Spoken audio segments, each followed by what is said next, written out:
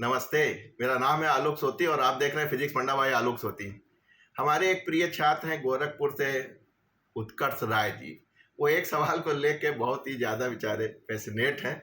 आइए उस सवाल को बताएं जो आप आईआईटी एडवांस से उठाए थे। नीट में वो कैसे आएगा? बहुत सिंपल है, उसको आप ऐसे समझिए। ये आपके पास हॉरिजॉन्टल लाइन है राइट? यहीं से हम फिजिक्स शुरू करते हैं, यहीं ख़त्म करते हैं। और ये आपके पास वर्टिकल लाइन है जिसको आप वाई एक्सिस कहते हैं कि नहीं कहते हैं?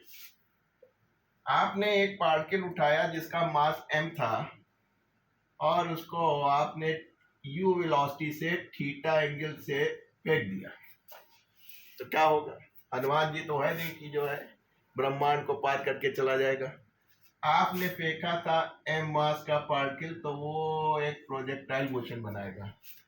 अगर इस प्रोजेक्टाइल मोशन को, जो कि पैराबोलिक होता है, अगर हम इसको सर्कुलर मान लें कि भाई ये जो पैराबोलिक ना होके ये एक सर्कुलर मोशन की तरह काम कर रहा है, एम आई राइट?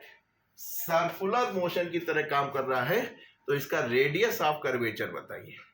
तो रेडियस ऑफ कर्वेचर बताने के लिए आप इसके हाईएस्ट पॉइंट पे पहुंच जाइए और यहाँ से एक वर्टिकल लाइन डाल दीजिए, आपका काम बन जाएगा। ये जो दूरी होगी वो नीट के लिए बहुत एप्लीकेबल होगी और यही से रेडियस ऑफ कर्वेचर आप निकाल सकते हैं। कैसे? इतना तो आप जान गए थे, जब हम पढ़ाएंगे और जान जाएंगे कि यहाँ से थीटा है, u आपकी वेलोसिटी है, तो ये हो जाएगा कंपोनेंट, वेक्टर क्वांटिटी है, तो इसका horizontal component u cos theta और ये हो जाएगा आपका u sin थीटा। ये u cos थीटा और ये u sin थीटा। आप जानते हैं कि horizontal component of velocity in A projectile motion is always constant. Always constant, हमेशा कांस्टेंट रहता है, यानी यहाँ हो, यहाँ हो, यहाँ हो, चाहे यहाँ हो, क्योंकि आपने उसको वर्टिकल फेंका है, तो एक्सेलेरेशन जो है वर्टिकल प्लेन में लग रही है, यानी एक्सेलेरेशन ड्यू टू ग्रेविटी लग रही है, तो हॉरिजॉन्टल एक्स एक्सिस में नहीं लग रही है। यहाँ केवल जो है एक्सेलेरेशन जीरो है आपका, तो आपका वर्टिकल में जा रहा है। एक्सेलेरेशन ड्यू टू ग्रेविटी वाली लग रही है, हवा में है, तो आपका ये कंपोनेंट जो वेलोसिटी वो कांस्टेंट रहती है। अर्थात जब हाईएस्ट पॉइंट पे पहुंचेंगे तो ऊपर वाला कंपोनेंट तो मिलेगा नहीं, ये क्या मिल जाएगा आपको? u cos theta. यह u cos theta through out journey रहता है। यहाँ पे भी आप देखेंगे तो u cos थीटा मिलेगा। बस काम बन गया। देखो बेटा, आपने कहा कि ये पैराबोलिक ना होके सर्कुलर मान सकते हैं फॉर स्मॉल डिस्टेंस, तो होगा क्या? ये मास था, तो जब ये मास यहाँ पहुंचा तो धरती माता यहाँ खींच रही थी mg, राइट? और चूंकि सर्कुलर मोशन है तो सर्कुलर मोशन के सिद्धांत लग जाएंगे, यानी कि इस मास पे, इस रेडियस में, इस वेलोसिटी की वजह से एक सेंट्रीफ्यूगल फोर्स लगेगा जो ही तो इसको मेंटेन करेगा।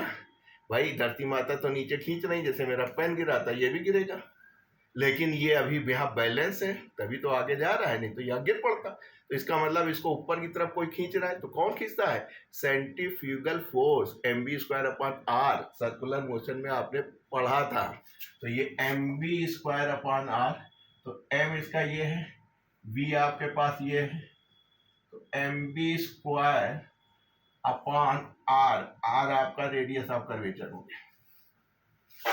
तो उत्कर्ष जी, अगर ये यहाँ पे बैलेंस है, यानी धरती माता का फोर्स और सेंट्रीफ्यूगल फोर्स दोनों बराबर होंगे, यानी कि आप कहेंगे कि sir m u cos theta का square upon r is equal to this force. काम बन गया आपका। बस काम बन गया। आपको r चाहिए था, r उधर ले जाइए, तो u² cos स्क्वायर थीटा जी को नीचे ले आइए, ये हो गया r, यानी कि रेडियस ऑफ कर्वेचर जो है किसके बराबर हो जाएगा? u² cos square theta upon g के। ठीक, तो अब आप कुछ भी कर सकते हैं। इतना चीज जानने के बाद अगर आपको थीटा दिया हो, इनिशियल वेलोसिटी दी हो, तो आप r भी निकाल सकते हैं कि नहीं निकाल सकते? This is the right approach to solve this question.